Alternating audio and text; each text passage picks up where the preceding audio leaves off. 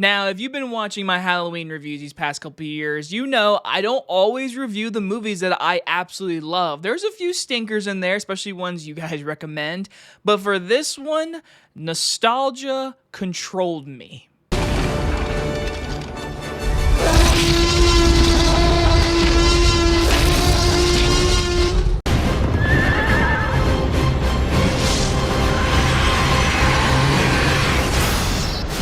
Van Helsing. Released in 2004 from director Steven Sommers, the man that brought you the original Mummy, the one with Brendan Fraser, comes the fun nostalgia Van Helsing. So, listen, this came out 20 years ago, which makes me feel so freaking old. But this movie right here, which I watched today on 4K, which honestly, I think it's my first time watching on 4K, doesn't look too bad. We'll get to some CGI, but this review will contain pretty much a lot of spoilers for this movie. It's been out for 20 years. What about this movie did make me want to review it?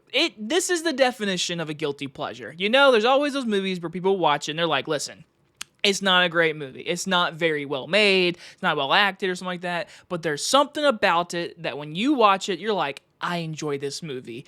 And maybe it's because when I was little and I grew up with this movie, watching it with my mom and dad, who both of them to this day still say it's a fun movie. But they both will tell me it's not like a great masterpiece or anything. It's just a fun action horror movie. And that's what it is, honestly. And if you can really just get to that mindset, you should have fun with this movie, because there are some issues that we have to talk about. Because again, I haven't watched this in probably 5 years fully. And so today watching it, I was like, wow, there is some stuff I can talk about for the issues. But of course, let's begin with the positives. First things first, the idea of this movie. Van Helsing's character in a world where you got Frankenstein, werewolves, Dracula, and they combine, because that is like the gist of this movie. They're combining Universal's like horror movies and putting it into one movie with the main character going after Dracula. And in all honesty, it's fun, man. Like, these action scenes are big. They are ridiculous. You got people flying around on zip lines, going through windows, and doing cartwheels in the air, then falling and landing safely. I mean, there is so much stupidity that, like, if you don't buy into it, you're gonna not, like, enjoy any of this movie. But for me, growing up, I always thought the movie was just so cool. And yes, I did play that video game back in the day, which is not a great video game, but I did play it. And so with this movie, like, just watching as a kid, I was like, this is just so cool. I like seeing Wolverine fight werewolves and such. Like, it was just a cool idea, and the movie presents itself in a fun way, because you can tell watching this movie they wanted a franchise. You can 100% tell they build out this lore of all these people who are hunters, whatever.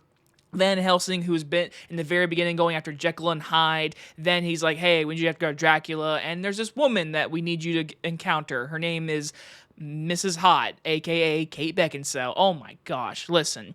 We'll get to the cons with characters, but Kate Beckinsale, as a young man, I watched Underworld and this, and I was like, I like her. I mean, truthfully, like, she is. But her accent in this movie, it's not great. I mean, it's not great. But she's really nice to look at in this movie. She plays a good, like, badass character, and so does Hugh Jackman. They play both badass characters, and that... we'll get to the issues, but again, the movie delivers like really cool sets, the look of the movie, the dark, the action. It combines into a well-paced movie, in my opinion, that really does bring out fun monsters of Universal. I forget the actor's name who plays Dracula. He is overcooking it at the best way possible. He is having such a fun time playing Dracula. I actually admire his performance in this movie. It's just so like 1930s Dracula, but his own version in a 20th century movie. Like, he does it really well, and I actually think he probably gives the best performance in the movie.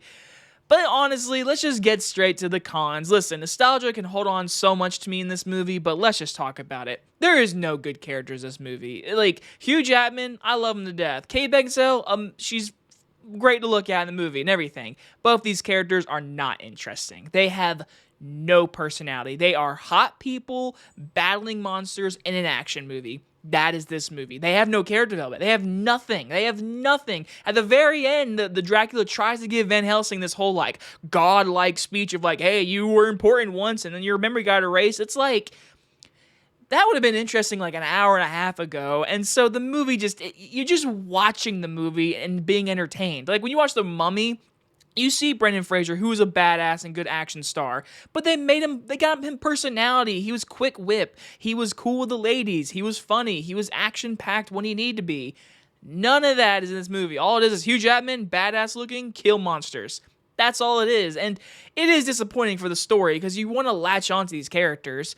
And yes, the CGI, it's distracting. Listen, as a kid, it was probably really cool, but watching it today in 4K, I was like, wow. I mean, when they have practical sets, it's like, that's so cool. Like, the Frankenstein's monster, there's some practical makeup there. I'm like, I like that.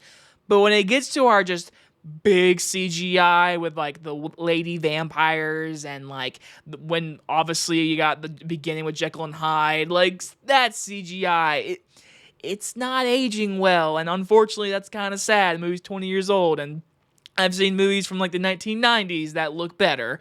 So yeah, the CG is not great. The characters aren't great. But is it a fun time? To me, it is. I grew up with this movie. It's got fun action. It's got cool effects, or cool practical effects. And in the end, if you're looking just for a monster mashup with a bunch of just over-the-top action, that is this movie. I'm going to give Van Helsing a B. Now, truly, you could easily watch this movie or have the opinion already that this movie sucks. And you know what? You're like, I'm glad they make a franchise. But as a young kid, I was like, is there a part 2? Because it just seemed like a movie that got a part 2. But no, it did not. Anyway, guys, you guys enjoy this nostalgia review. We are getting away from vampires for now. But hey, this next Halloween review, you guys have asked for it for a while. So, see you on the next one. Bye, everybody.